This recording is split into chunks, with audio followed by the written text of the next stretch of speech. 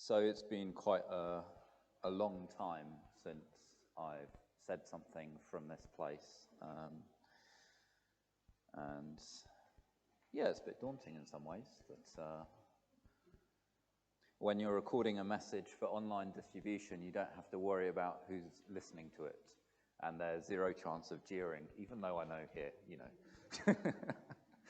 But no, it's so good to just be able to kind of be in the building, to be with people, to see, you know, people's faces and people's responses and just the joy that you have, that you're not speaking to a video camera alone, but you're speaking to, you know, friends and family, for that is what we are here. So, at Grace Vineyard, we're doing a series on transformation. And really that's just a small part of a season where the church is feeling that we need to be going deeper with God. And we feel that transformation is a key part of that. And transformation is at the core of the church's mission. And I don't just mean Grace Vineyard, but I mean Christ Church, the global church, the church which is here and in heaven and everywhere. We are called to be witnesses to who Jesus is. And one of the really easy ways that we can do that is to share with people who we were before, who we are now, and what a difference Jesus has made to our lives. Transformation is a story of identity, of who we used to be and who we are becoming. And I say becoming because we are not yet finished. In one of his letters, John puts it like this: "Dear friends, now we are children of God, and what we will be has not yet been made known. But we know that when he appears, we shall be like him, for we shall see him as he is." Even now, as we look back on the transformation and change we have seen in our own lives, and Tracy has just spoken to that in a really powerful way, we know that we are not complete. The change between who we are now and who we will be when Jesus comes will be like night and day. Yet even now we are living the kingdom life. We know what it is to know God, to know him by his personal name, Yahweh. To live knowing that we are no longer enslaved to sin. That at the end of our life comes the good bit, that we're not looking into despair and we're not looking into hopelessness. Isaiah puts it like this: "No longer will violence be heard in your land, nor ruin or destruction within your borders, but you will call your walls salvation and your gates praise. The sun will no longer be your light by day, nor will the brightness of the moon shine on you. For the Lord will be your everlasting light, and your God will be your glory. Your sun will never set again, and your moon will wane no more. The Lord will be your everlasting light, and your days of sorrow will end." There will come a time when, as a church, we no longer need to pray against knife crime, against violence in our schools and in our homes or on our streets. There will be no more cruel words between father and son, or between brother and sister. We will no longer need locks on our doors, and the poor will not be starving in the streets. There will be a home for every child, and every person will have a place that they belong. But we live in the time of the now and the not yet, where through faith we get to see that there is a new kingdom being born. But as part of creation, we also experience the pain of creation's wrestling with God. When we talk about transformation, it's very easy to focus on where we're going to, who we are becoming. But I think who we were when we started this journey is just as important. And I think it's important for two reasons. One, it is the rubbish from our past that God uses to show others that his kingdom is open to everyone. And I think also it is the rubbish from our past that God uses to remind us what he has rescued us from. When we lose sight of where we came from, we forget all the things that others have done for us. We lose our sense of gratitude, and not only that. When we forget where we came from, we start living out of pride, and we take credit for what God has done. And it gets worse. When we forget where we came from, we separate ourselves from the very people that we were meant to help. Our weakness is the common ground that we share with all those that God is calling into his kingdom. That is why Jesus says, "My grace is sufficient for you, for my power is made perfect in weakness." So what is this weakness? What is this rubbish that we're actually talking about? What is the common ground that we have with others?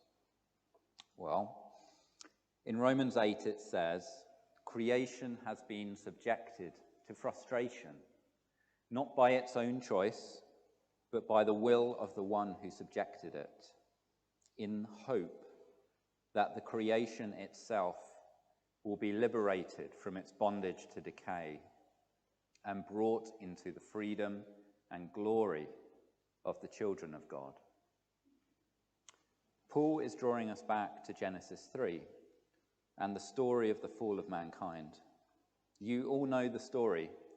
Adam and Eve ate of the fruit of the tree that God had told them not to eat. God responded, "Cursed is the ground because of you. Through painful toil you will eat food from it all the days of your life." The consequences of Adam's and Eve's actions did not impact them alone, nor their descendants alone. The very ground of earth was cursed because of it. And if we look back further into Genesis 1, we see that God created us in his own image so that we could rule over creation.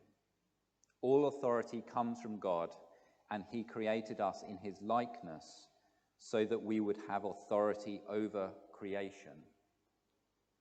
God called us into leadership over all that he created, establishing the promise of our inheritance before the phrase "children of God" was even uttered. Human beings turned their back on all of that. They were given stewardship over all living creatures. And in Genesis 2, it even says that Adam even got to name every single creature that God had created. But instead, Adam and Eve turned their back on that, on all that God had given them, and instead they did the one thing from which they had been forbidden.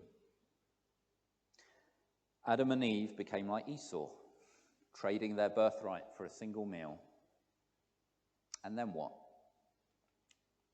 Well, God created the world, the universe. He created all living things, and he gave it to us. But with it came a choice, whether we would obey God or whether we would rebel against him.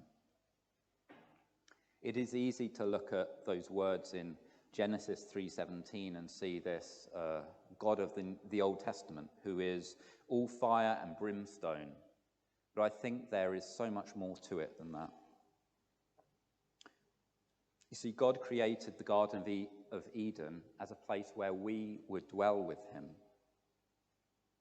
When Adam and Eve chose rebellion, we had to leave, not just because of our punishment, but because God does not force himself on us.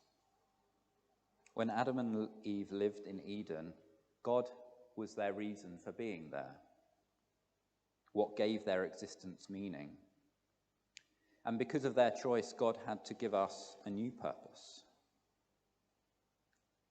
And so right before Adam and Eve were banished from the garden, God gave them a command. And to man he said, "By the sweat of your brow you will eat your food until you return to the ground."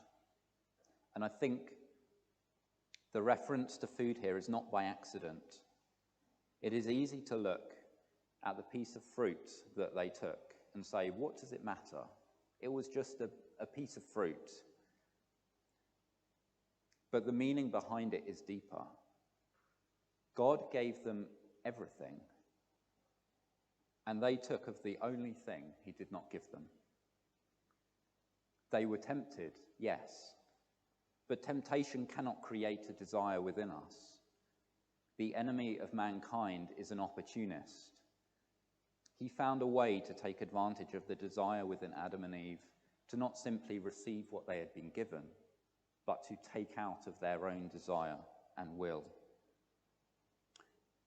In the end, I think God gave them what they wanted, to follow their own rules and to live according to hard graft and not by grace. The choice made by Adam and Eve was freely made. God had not stacked the deck against them. On the contrary, he gave them the authority to receive all that he had made for them, all that he had done for them, and to turn it away. Paul explains in Corinthians 13, love does not insist on its own way. It is not irritable or resentful. It does not rejoice at wrongdoing, but rejoices with the truth. Love bears all things, believes all things, hopes all things, endures all things. God's patience would last through the ages until creation grows tired of its rebellion against God. And at the appointed time, God would bring authority again, this time to all of mankind, to choose once more, just once, between obedience and rebellion. But God did not abandon us to our own devices, because he knows exactly where that leads. He set us to work, hopeful that in time we would learn to see that obedience to his will is what gives us our freedom, no matter how counterintuitive that might seem. I think there really is something good about work for the soul, and it's something that God instituted for our good. And I think right here there is a really important point about God's character, about who he is and how he works.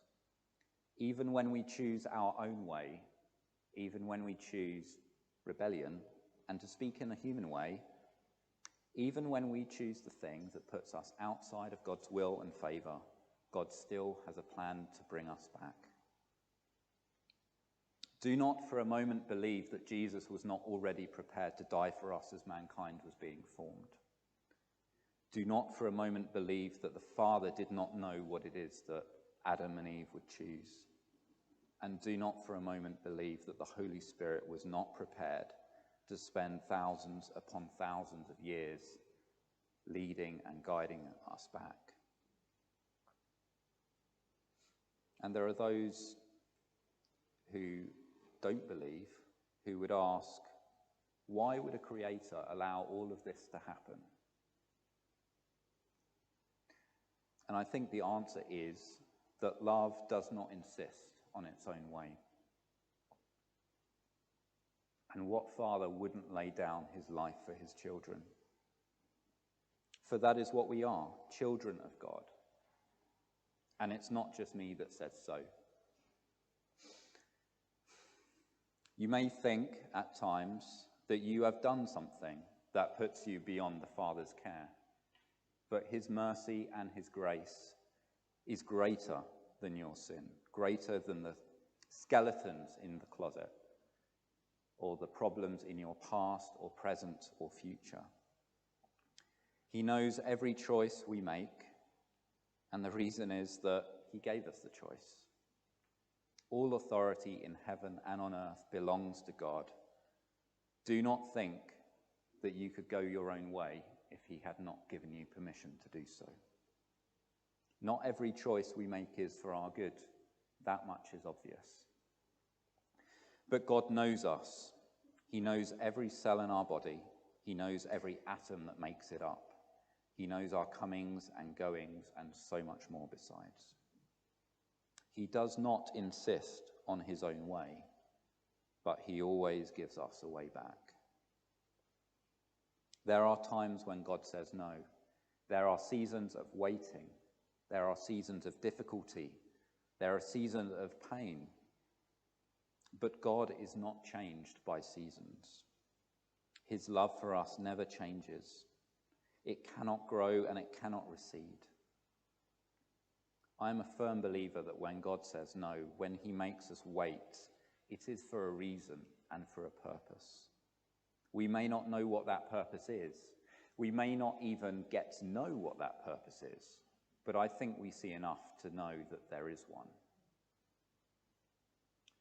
2 Corinthians opens with the statement that Jesus is the Father of compassion and the God of all comfort.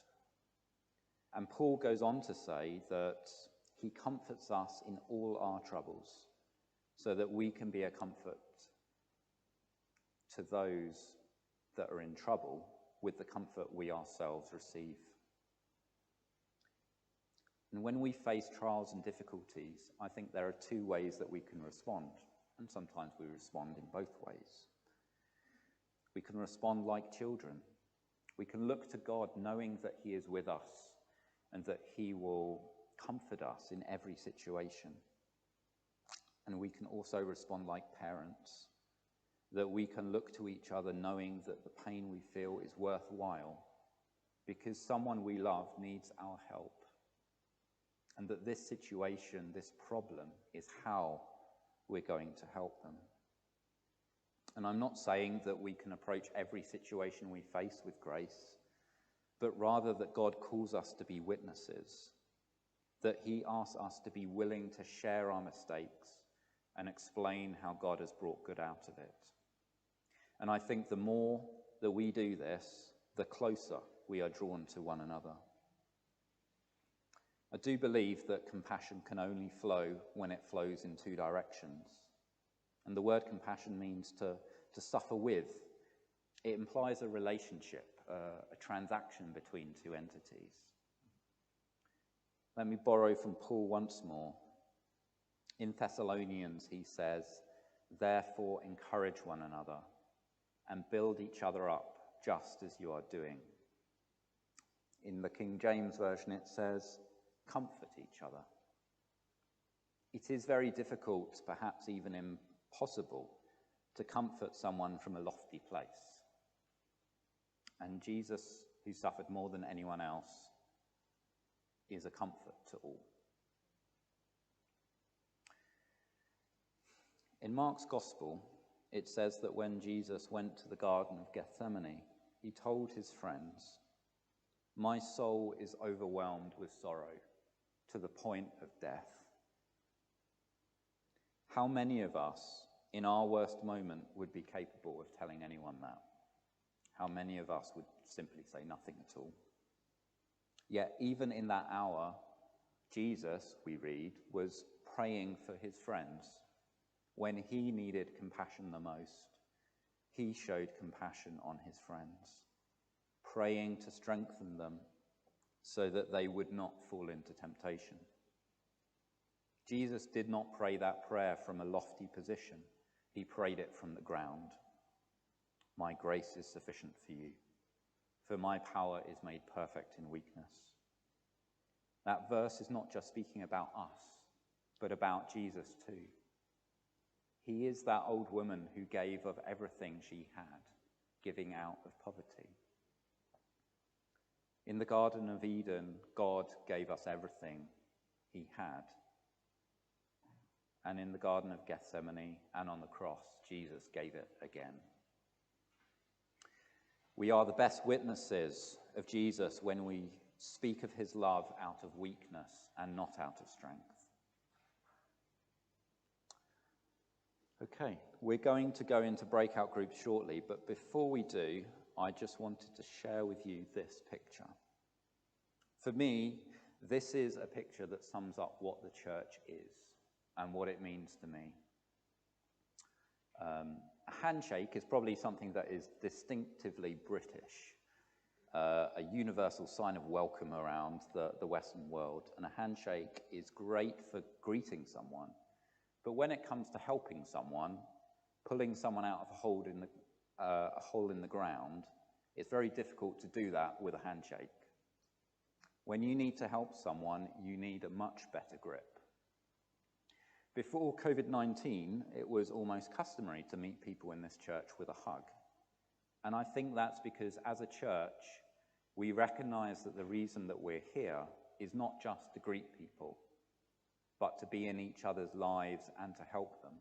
And for that, you need a better grip. As members of Christ Church, you are part of a kingdom, a family, a precious and very special member. As a person, you are of great value to God and to us. We're going to end the live stream now, and members of church family are welcome to go onto Zoom and join the breakout groups. If you're watching online, maybe for the first time, and would like to get involved, please do email Jill and Mark at office@gracevineyard.co.uk, and they would be more than happy to invite you to join the Zoom groups and just get more involved. Thank you, and God bless.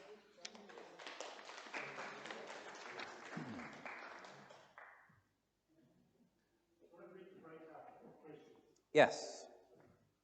Sorry. So there are 4 breakout questions. The first one is, do you feel near or far from God at the moment? Why do you think you feel that way? The second one is, think of a time that God answered one of your prayers. How did that make you feel? The third one is, if someone asked you how your life is different now you know Jesus, what would you say? And the last one is, pray for each other.